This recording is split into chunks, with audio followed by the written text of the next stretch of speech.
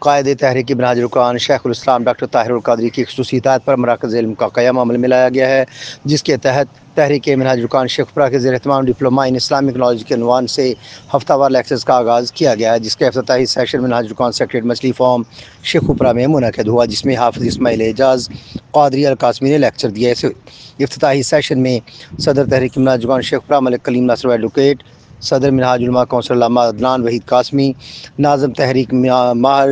نوید قادری، ناظم مراکز علم شیخوپرا ارشد جوید بندیشہ، حاجی سلیم طاہر قادری، حفیظ اللہ مصطفی، محمد وقاص قادری، سید ثقلین قادری کے علاوہ صحافی و کالمسٹ شیخ محمد طیب نے بھی خصوصی شرکت کی۔ بسم اللہ الرحمن الرحیم۔ یہ حضور شیخ الاسلام ڈاکٹر محمد طاہر القادری آپ کے حکم کی تان الرحیم، یہ مراکز علم جس کی آج پہلی کلاس کا افتتاح کیا گیا ہے، یہ حضور شیخ الاسلام کے حکم کی تعمیل میں ہوئے، اور مرکز علم اس کا مقصد بنیادی طور پر عوام الناس کو شعور دینا اور لوگوں کو دین کے قریب کرنا اور ان کو ایک معزز اور ذمہ دار شہری بنانا اور ایک معزز اور ذمہ دار مسلمان بنانا، یہ مقصد ہے مراکز علم کا، تاکہ ہمارا معاشرہ